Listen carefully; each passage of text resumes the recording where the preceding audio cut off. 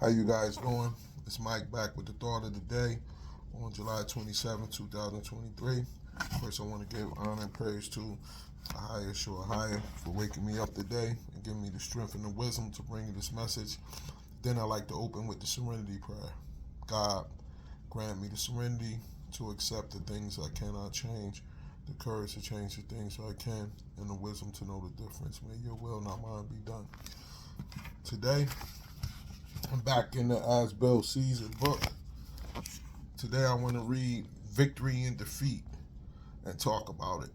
Victory and Defeat, page 135, and As Bill Sees It.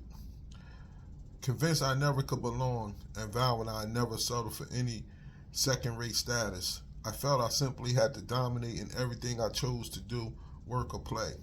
As this attractive formula for the good life began to succeed, according to my speculations of success, I became deliriously happy. But when an undertaking occasionally did fail, I was filled with resentment and depression that could be cured only by the next triumph.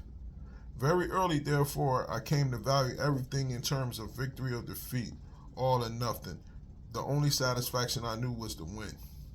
Only through utter defeat are we able to take our first steps towards liberation and strength. Our missions of personal powerlessness finally turn out to be the firm bedrock upon which happy and purposeful lives may be built. Wow. That same drive that it took for me to try to be successful in terms of the world status, in terms of material things, was the same drive that could have killed me if in terms of alcoholism.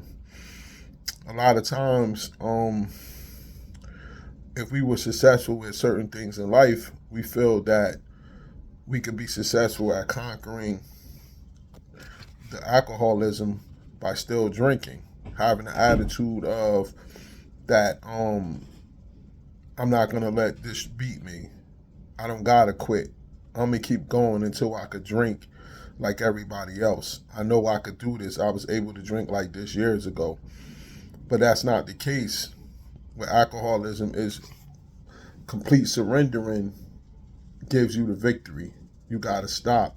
And it's hard, especially when you are like I was an entrepreneur and I had built my company through a vision from scratch. And it had reached heights that I never thought it would reach. So that same ambition that same ambition can lead to your death, because when you know that you have a problem or somebody tell you might have a problem, in your mind, you still think, nah, I conquered everything else, I could conquer this.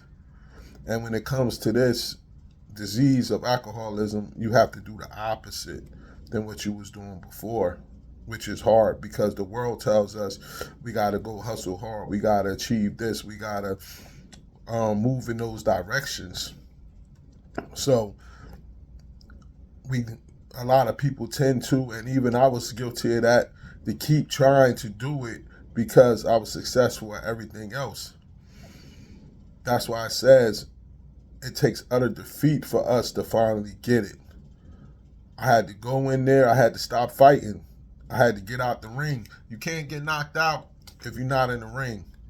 So I had to stop fighting and just let alcohol win.